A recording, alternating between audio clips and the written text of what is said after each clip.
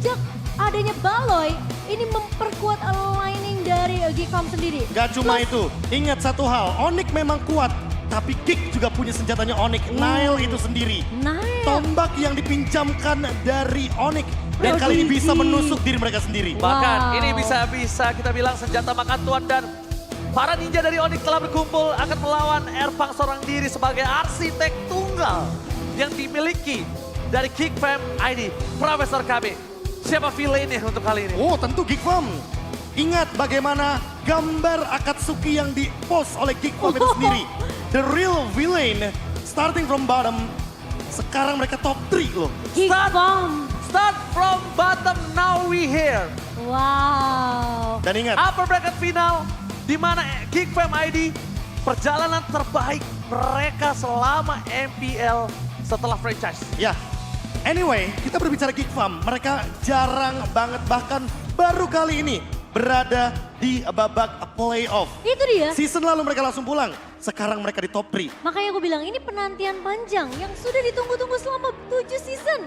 Dan kali ini kita akan melihat dari Most Epic dan juga Band Heroes untuk Nah, kedua belah tim. ini dia yang mau aku bahas terlebih dahulu. Red side, kita bisa lihat Coach Erpang ternyata bisa lebih banyak memberikan elemen of surprise. Bahkan 6% di atas dari Coach Yep untuk di second pick.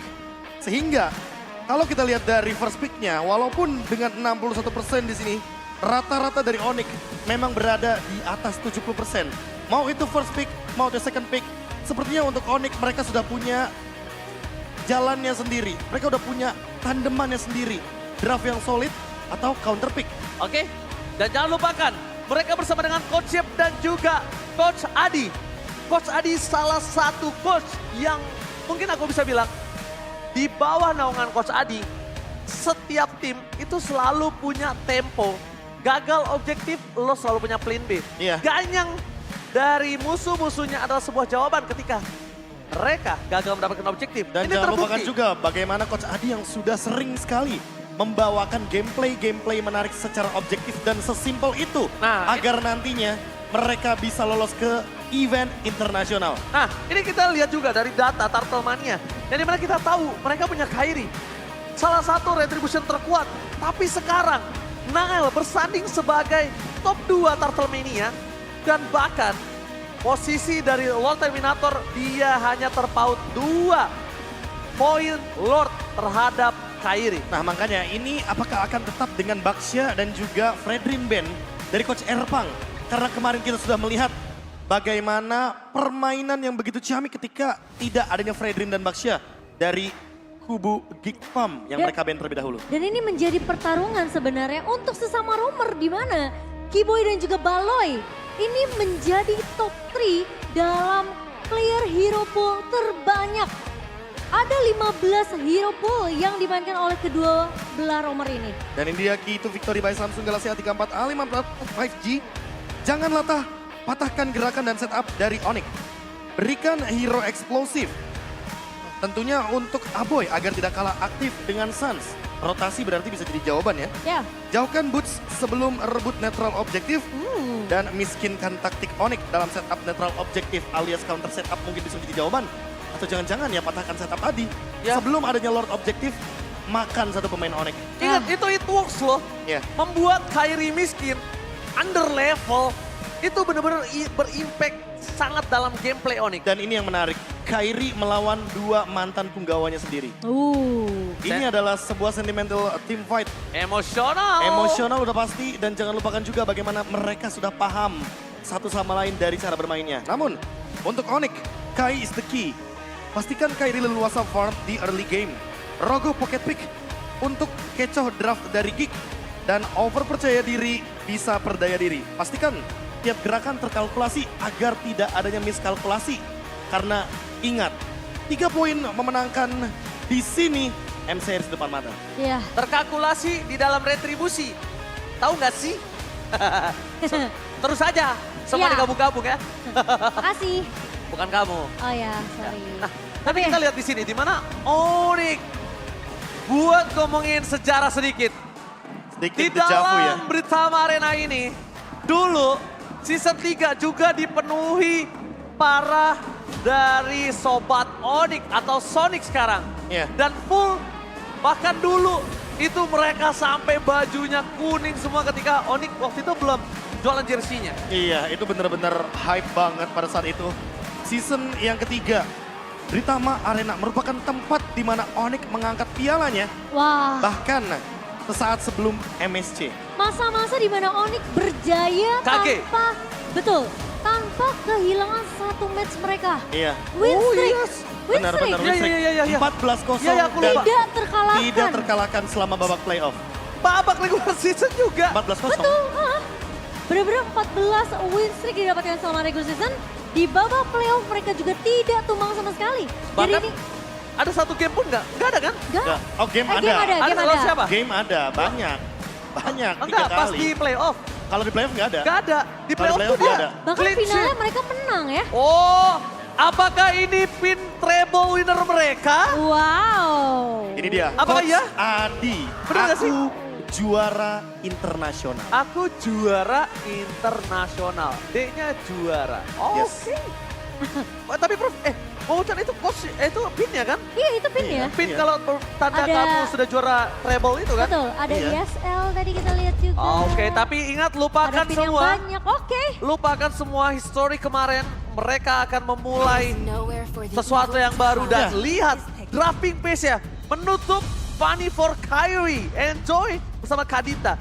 Dan kali ini dengan Rafaela First Pick akan sedikit membukakan bagaimana permainan lagi dan lagi UB Strat dari Geek Farm. Ini dia senjata yang membuat mereka punya daya tahan team fight yang sangat-sangat lama. Namun melupakan Fredrin juga. Ini kayaknya sesuatu yang menarik. Baxia Fredrin terbuka untuk game kali ini. Geek Farm seolah benar-benar lebih mempertimbangkan Joy serta Fanny dari Kyrie. Agar tidak ada gerakan-gerakan yang bisa langsung dive in ke belakang. Dan hal inilah yang membuat bagaimana fokus dari Geek Farm itu kayaknya bakal menuju ke XP lane dan juga ke arah Aboy sebagai mid laner terlebih dahulu. Ya setuju sih. Kalau kita ngomongin Baloy, kita udah tahu seberapa kuat Baloy semenjak dia join di Geek Farm ID. Tapi sekarang kuncinya nggak hanya dari Baloy, tapi juga Marky di sini yang sudah menjadi senjata rahasia yang dipersiapkan oleh Geek Farm. Dan Oke. Onyx. Tim Masih Onyx adalah satu-satunya tim yang milik Onyx. berhasil menjadi back-to-back champion back-to-back pada champion. ajang MPLI 2021 dan 2022. hanya Onyx. Dan bahkan mereka mengincar sesuatu yang belum pernah didapatkan di MPL Indonesia. Ya. Back to back back. Repeat. Ya, kan Kiboy bilangnya back to back back. Iya. Ya kan? Benar. Back to back. Back to back Betul. udah ada Onyx RRQ. Back to back back belum ada. Tiga kali Game saya yang comeback berturut-turut. di sini. Hey, Lama-lama back adalah kata kuncinya. Dan ini muncul ketika sudah ada Baxia. Menandakan bahwa kemungkinan besar ini adalah flex pick dari Onyx. Apalagi ketika kita berbicara untuk di second pick. Ya. Onyx selalu punya 2 flexible pick. Dan hal inilah yang membuat Idit serta dari Fredrinnya bisa ditempatkan dimanapun. Mungkin ini agak cukup menarik ya kalau melihat ngomongin flexible pick karena kita tahu di mana Edit memang sangat fleksibel untuk kondisi Onyx sekarang. Cuma yang mungkin bisa kita perhatikan adalah posisi yang terbuka. Menurut aku ini Editnya bisa di arah roam. Karena mereka harus membutuhkan sosok EXP laner yang memiliki power of area dan bahkan punya power crowd control yang besar. Yuzong mungkin? Maybe Yuzong boleh, maybe Lapu-Lapu juga dengan sangat instan bisa menyelesaikan another wave. Malah menurutku di sini last pick-nya perlu ke cewek sih arahnya. Melihat identitas dari permainan Geek Farm yang sangat-sangat mengandalkan lini depan dan durability dari segi area of effect. Ada 2 hero yang sangat-sangat fit in dengan cewek. Yang pertama adalah Melissa, yang kedua adalah Ixia. Karena dengan posisi seperti Faramis dan Rafaela yang seperti ini udah pasti grouping adalah jawaban dari Geek Farm. Dan membubarkan hal tersebut dengan area of effect seperti Muddles atau bahkan full barrage. Ini bisa terjadi dari kubu Onyx. Melihat dengan adanya sosok dari Fredrin yang di-pick, ini bahkan juga bisa menjadi sebuah jawaban untuk Boots. Jangan lupakan itu. Kalau kita ngomongin flexible pick, sekalian kita ngomongin kalau Fredrinnya bakal ada di XP, EDTSR ROM, karena mereka akan membutuhkan satu sosok untuk Kyrie Iya, aku setuju sih. sebagai asset field damage dealer. Mungkin sebagai eksekutor, Ya. Assassin bisa dibawakan oleh Kyrie. Mengingat juga sebenarnya ada 2 pemain yang perlu diincar di sisi belakang ya. Ya. Kalau memang seperti teori yang tadi dibawakan sama KB, ketika mereka butuh satu area of effect untuk marksman sendiri, Ixia mungkin akan bisa dimainkan oleh Onyx di sini. So mereka butuh orang yang bisa loncat ke belakang, tapi sepertinya Area of effect lagi ya. Mereka bahkan menuju ke arah DPS. Mungkin aku tadi sempat berpikiran untuk menuju ke arah Kari, tapi karena Kari merupakan hero yang mobilitasnya cukup sulit untuk bertahan di dalam kondisi yang sangat berat ketika ditabrak seperti ini. Di front to back ya, mereka punya Baksha, Netherrealm, ada juga Faramis dan Rafaela sekalipun. Kayaknya untuk Kari ini nggak wise. menurut aku lebih wise mereka bawa satu hero yang punya mobilitas tinggi. Tapi dia bisa memberikan DPS. Iya. Ini mungkin DPS-nya akan... yang penting untuk Bakshianya ini tuh DPS ketika Demon Hunter Sword Iya, itu loh. masalah utamanya adalah ketika nanti ternyata Baksha dan Nail memilih langsung menuju ke arah Blade Armor. Ya. Cloud-nya mau nggak mau harus punya Wind of Nature agar ada secondary lifesteal item. Dan gak cuma mengandalkan Demon Hunter Sword. Tapi kalau ngelihat dari posisinya sekarang, mereka udah ada Cloud yang juga sebuah jawaban untuk Netherrealm. Dan last pick ini yang sebenarnya aku menjadi penasaran. Wah, banyak banget sih. Ada Akankah ini as a jungler, banyak banget healer. EXP? Dan juga bahkan munculin satu Lolita pun menurutku nggak buruk. Karena ini area of effect. Dan mematahkan Yuzong dengan ganking adalah jawaban juga. Edit di XP lane melawan Yuzong masih bisa match up. Yang paling terpenting adalah Oke. ternyata flexible pick yang masih dibawakan membuat Xborg menuju ke XP lane dan Roamer untuk Edit. Oke. Wow. Mereka masih mengamankan Fredrin untuk Kairi. Iya, dan Boots tentunya yang mengamankan Xborg untuk di sisi EXP lane. Kalau kita melihat draft index di game yang pertama, hampir 50-50. Namun Onyx masih memiliki efek yang begitu unggul dibandingkan dengan Geek Farm. Crowd Iya. control 56%, itu cukup setidaknya untuk Onyx bisa menahan Geek. More tanky, more durability. Itu That's poin right. terpentingnya. Dan bahkan kalau kita melihat dari draft tadi, ini menandakan bahwa memang yang dicari oleh Onyx adalah teamfight balasan. Apakah Kiting akan terjawab setelah melihat Rafaela dan juga kehadiran dari Faramis dengan Netherrealm-nya nanti di in-game yang bisa di-copy oleh Valentina. Tarik ulur harus bisa dimainkan oleh Geek Farm dan juga mungkin dari Onyx terutama karena mereka punya Cloud. Mereka punya satu sosok yang bisa untuk memberikan damage secara terus-terusan dengan memaksimalkan Battle Mirror rematch-nya. The Giant Slayer mampukah menuntaskan satu raja lagi? So, MPL Playoff mana tepuk tangannya? Let's go to the land of town. Best of 5 series yang akan menentukan nasib dari kedua belah tim. Siapakah yang akan mengamankan Grand Final pertama dan juga slot M series pertama. Jangan lupakan, The Giant Slayer udah checklist satu raja. The Yep. King Slayer, the new King Slayer udah dapetin satu King. Dan sekarang dia berhadapan dengan King yang kedua, Profesor. Ya, dan ini akan sangat menarik sekali untuk kita saksikan bagaimana lagi dan lagi Nile yang bermain dengan super agresif.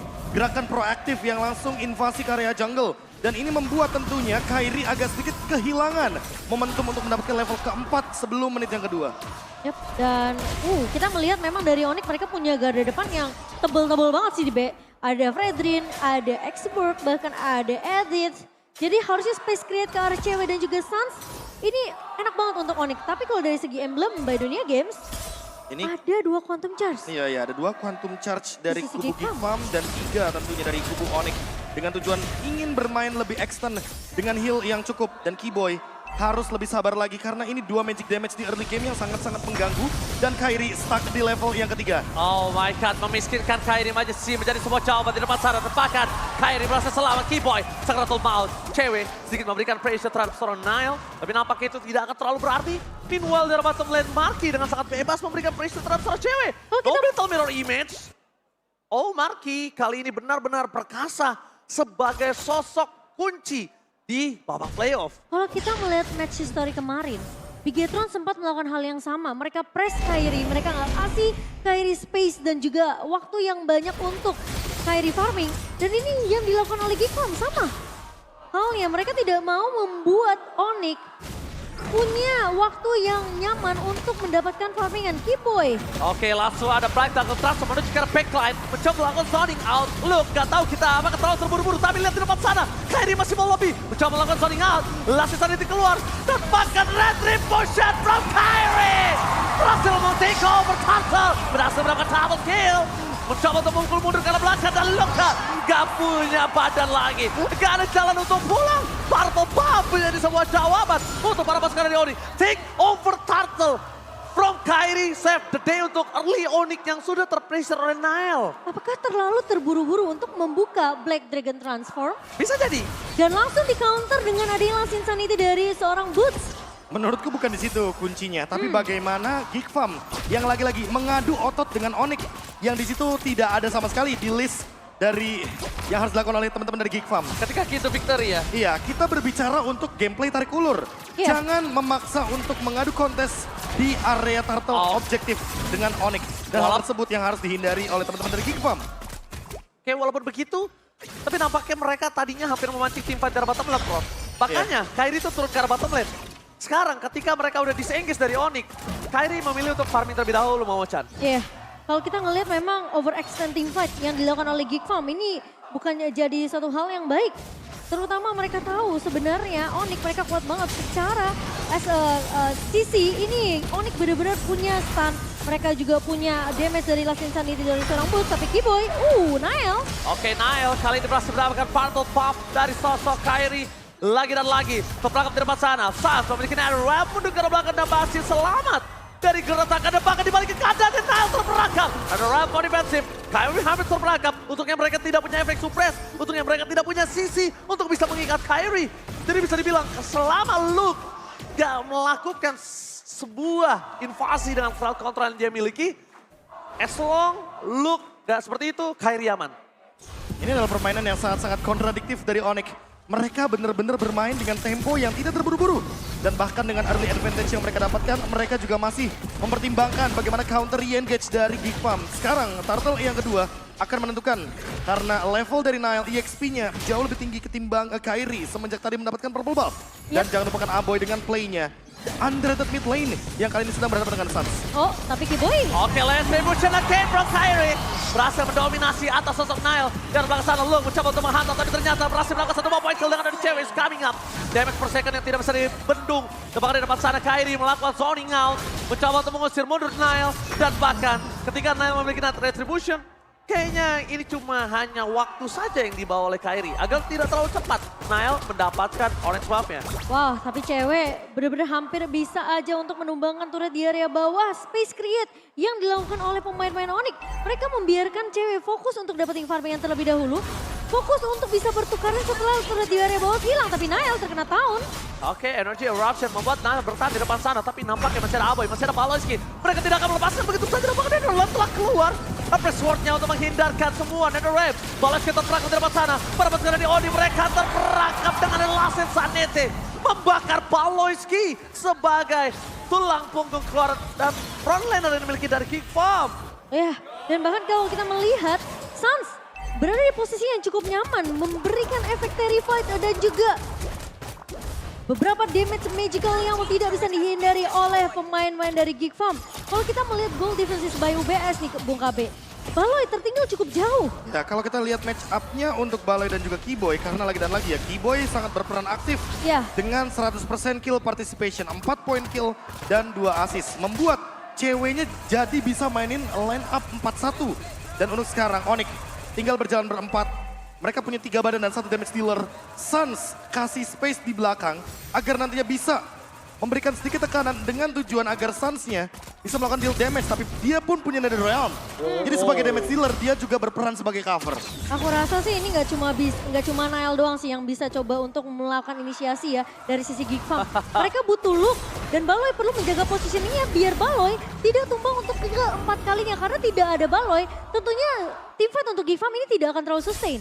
Mereka memang punya Aboy dengan Netherrealm, tapi ingat Netherrealm itu bisa di-copy oleh Sans.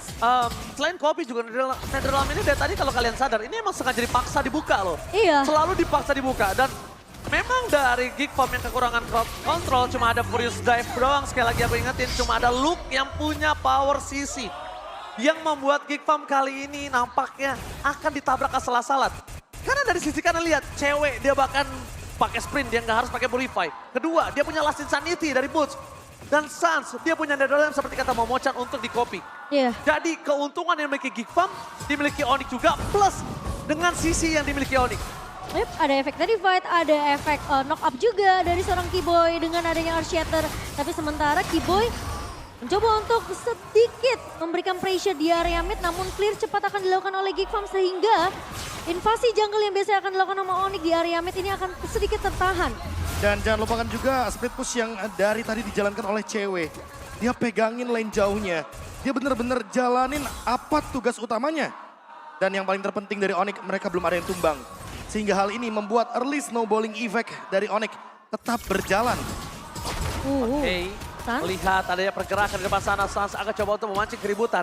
Dia ingin memancing gimana caranya Luke nge-force drive ke arah depan sana. Cutting tidak akan dilakukan, tapi hanya zoning out belakang. Mereka akan coba mengandalkan keunggulan terlebih dahulu, Momochan. Mereka akan cari gimana caranya. Ini Geek Farm punya ketakutan. Di mana dia tidak bisa melakukan dive in ataupun pick over satu orang pun. Masalahnya Onyx sedang menunggu hal itu terjadi. Karena nggak bisa, mereka nggak punya hero-nya. Geek Mereka nggak bisa nge-pick off. Betul, Onyx gak perlu terlalu overextend untuk melakukan poke atau bahkan skirmish di area mid atau mungkin landing lainnya. Mereka cuma ngasih space aja, lihat cewek bener-bener free banget di area atas dia dapetin 2 turret. Di area bawah dia juga bisa nge-push juga. Kita melihat 4 turret yang dipegang sama Onyx ini akan memudahkan Onyx untuk bisa masuk invasi ke area jungle. Sehingga Geek Farm akan semakin tertahan dari segi level dan juga dari segi itemization KB. Ya, winning conditionnya benar-benar tertutup banget. Entah dengan cara apa Geek Farm akan membuat move terlebih dahulu. Entah dengan Lord mungkin pematahan setup, tapi dari tadi kita tidak melihat pematahan setup dari Onyx. Mereka selalu setup dengan sangat-sangat flawless menuju ke area Turtle dan juga Lord. Kairi dibiarkan sendirian untuk mengambil objektif play-nya dan tidak ada yang bisa menyentuh dia.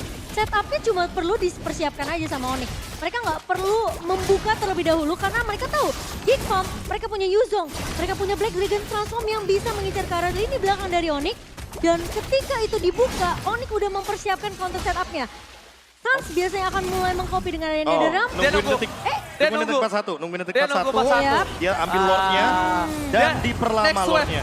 Iya. Dia pengen next wave. 10-11 nanti baru muncul dan lebih tepatnya 10-13 baru akan berjalan Lordnya. Dan ini dia, keuntungan dengan adanya Lord, timing yang ditahan. Dan kedua mereka memainkan dari segi laning positioningnya. Dan yang ketiga, sekarang Geek Farm gak punya winning condition untuk nge-pick off. Atau narik siapapun itu, dia nggak pakai Ruby, dia nggak pakai Kaja. Dia hanya bermain dengan front to back. Mereka mengandalkan dengan power Nile, Baxia, Baloyski dengan Rafaela. Front to back team fight yang mereka andalkan saat ini, Momochan. Lord yang ditahan di menit 10-13 tadi membuat Onyx mereka mampu untuk melunturkan semua turret inner dan juga outer milik Givan dan menyisakan turret base saja. Sekarang Onyx, mereka punya pilihan. Mereka akan fokus terhadap turret base di area mid terlebih dahulu atau benar-benar menunggu Geek Farm kali ini melakukan sedikit kesalahan. Wow, bahkan dari Kairi sekalipun dia mencoba untuk melakukan sebuah gerakan dengan retribution dia bahkan. Tapi lihat seperti biasa mereka bermain dengan 4-1.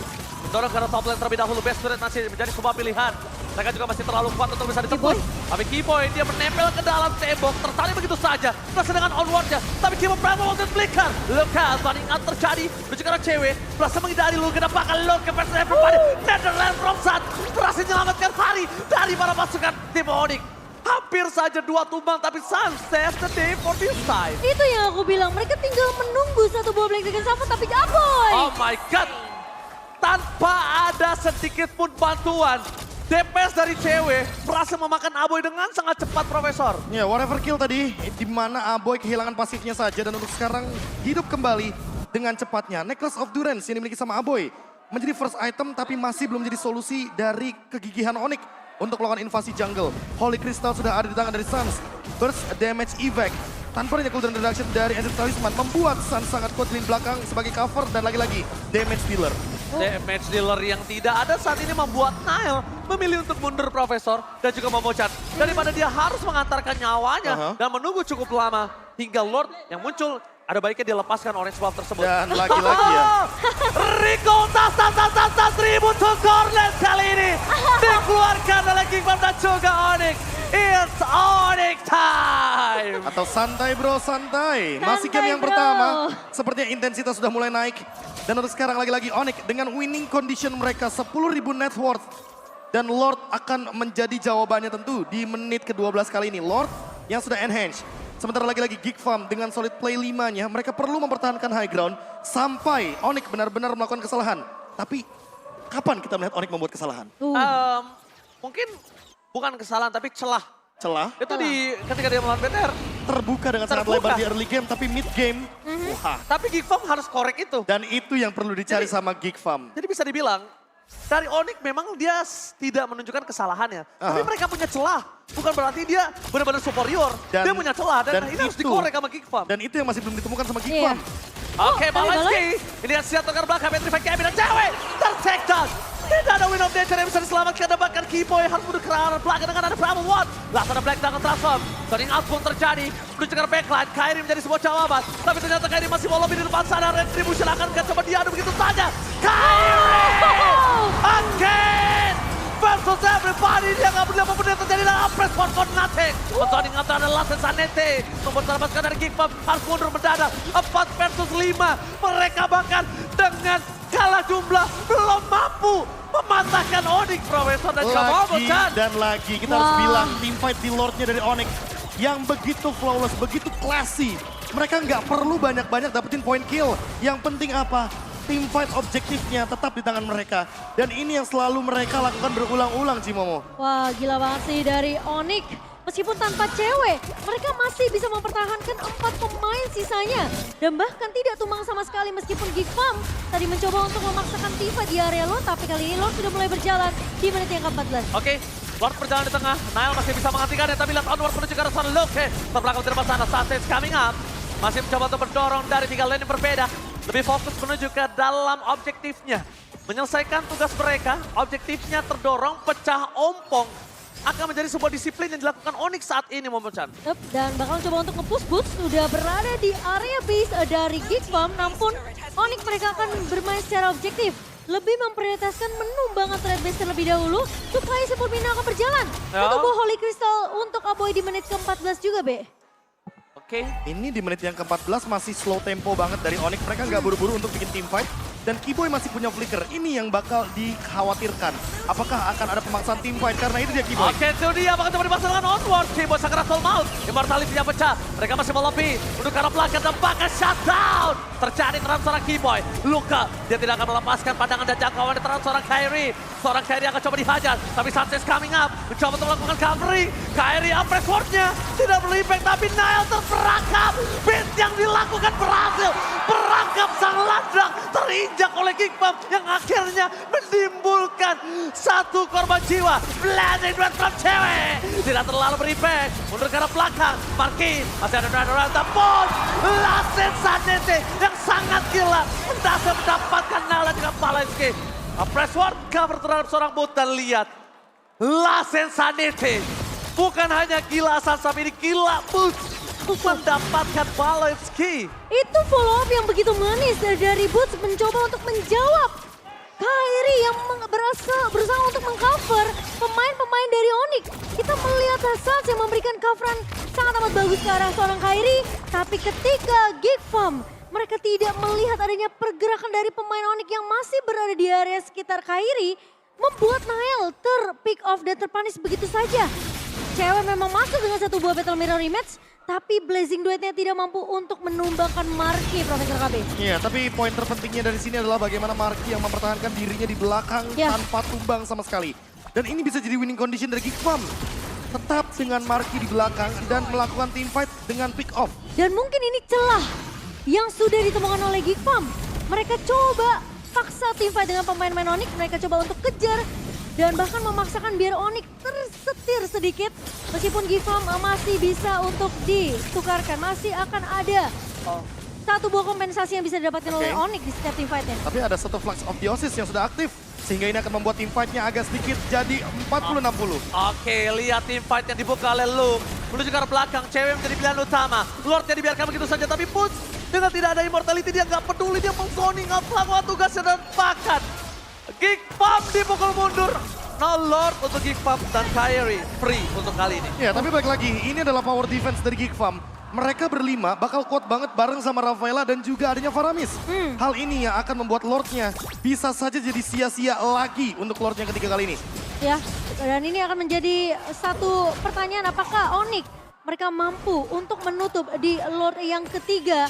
Sembari Kairi akan lebih berfokus untuk mengamankan laning terlebih di bawah. mencoba untuk memajukan laning bersamaan dari area atas, mid dan juga area bawah sekarang. Geek Farm, one for all for one. Mereka mencoba untuk melakukan sisi defense terlebih dahulu. Oke, sisi defense yang terlebih dahulu dikeluarkan, tapi Abai masih punya Narrow Wave. Maka coba dipasang menuju ke belakang, damage dari cewek tidak bisa dibendung. Lihat cewek menjadi pilihan utama, maka coba diganya dan hilang. Netherrealm berhasil diselamatkan, dibalikkan keadaannya. Kairi dan juga cewek akan menjadi sebuah korban jiwa dari Long. Masih ada blazing duet from cewek. Walaupun tidak berhasil berimpact cukup lama, tapi berhasil memberikan damage terhadap seorang Long. Mundur ke arah belakang, satu persatu mereka mencoba untuk menyelamatkan sisa kawanan dari Onyx. Pertukaran antara cewek dan juga Long. Itu the best thing yang udah bisa dilakukan karena Aboy sebenarnya juga udah korban jiwa. Tapi karena ada pasif yang dimiliki dari seorang Faramis, mereka jadi set up lagi, mereka jadi settle lagi. Dan team fight masih ada pertukaran dan cewek menjadi korbannya. Wah, tapi cewek gila banget sih. Dia bertahan cukup lama dengan efek shield tambahan tadi, Be.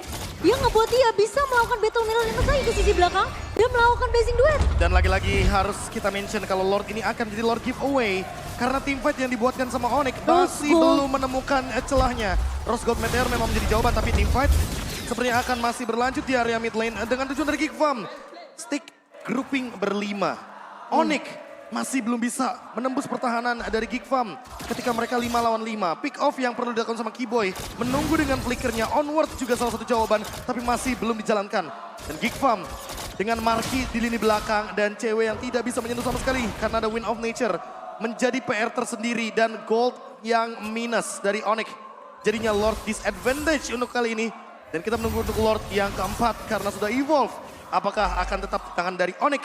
Atau jangan-jangan lagi dan lagi Geek Farm. Oke, sabar. Karena intensitas game yang pertama masih terjadi walaupun hanya ada base dari Geek Farm. Tapi yang bisa aku lihat dengan adanya tidak terlalu banyak high ground defender yang aku bisa bilang. Mereka punya Faramis, it's only Faramis, clearnya tidak terlalu cepat. Tapi untungnya mereka punya Marky sebagai... itu masalahnya karena Faramis itulah Aboy yang memanfaatkan pantulan-pantulannya dan... Gak apa-apa Brondong, yang penting Kairi. Emang harta tahta Kairi. Ada juga yang dari Semarang ke Jakarta. Kukira sayang ternyata bercanda, ini beneran ternyata pantun Pak. Iya, keren cakep. Saya kira beneran dari Semarang gitu loh. Siapa yang cakep, Ranger Mas? Ya tadi pantunnya dong. Gameplaynya. Oh, pantunnya cakep. Gameplaynya. Gameplaynya juga Oke, benar. kita bahas sedikit. Dimana ini agak cukup kontradiksi dengan permainan dari Onyx yang kemarin. Mereka bermain dengan agresif ketika melawan ABTR sebelumnya. Mereka hajar abis-abisan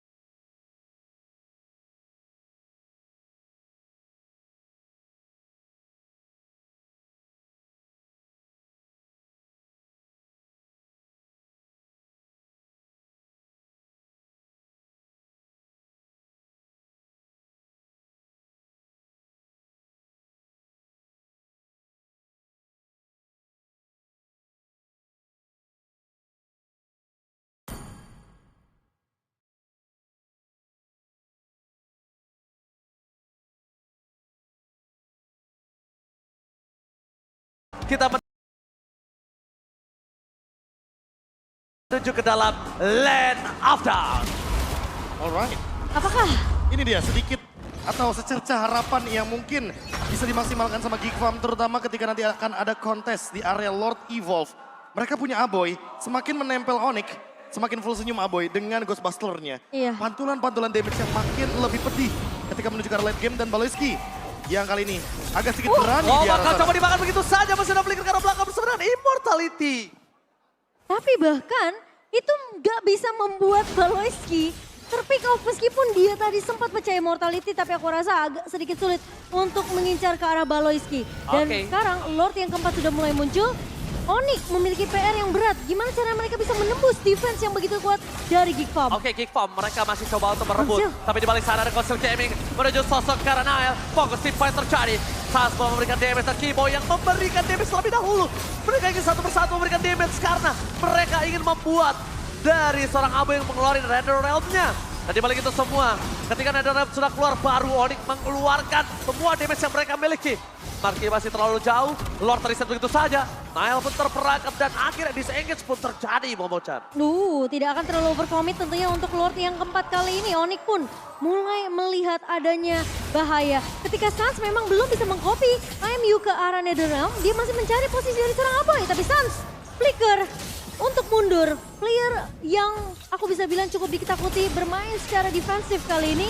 Dan tidak akan terlalu mengambil resiko karena kalau sampai Onyx kehilangan Sans, tentunya ini akan menjadi kerugian dan Geek Farm. Mereka tentunya akan bisa memaksakan team fight 5 versus 4. Ini mata benar-benar mencari Aboy. Di mana Aboy Itu, berada. itu, Sans Be. tidak menemukan hal tersebut.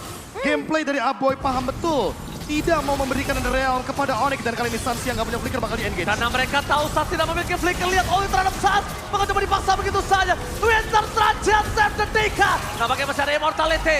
Lord terbuka dengan sangat bebas. Dan bahkan mereka kehilangan Sans. Di balik sana adu retribusi akan coba terjadi. Cewek. Kairi versus Nael. Ini menentukan sekali siapa yang berhasil mendapatkan dan Cewek. Cewek. On top nowhere. Take the game one. Oh my God. What a distraction from Onyx. Dan Cewek berhasil menyelesaikan tugasnya. On top nowhere. Cewek take the game. Wow. Ketika semua terlalu berfokus dengan Sans yang tidak punya flicker, yang tidak bisa mencari Aboy, tidak bisa mencari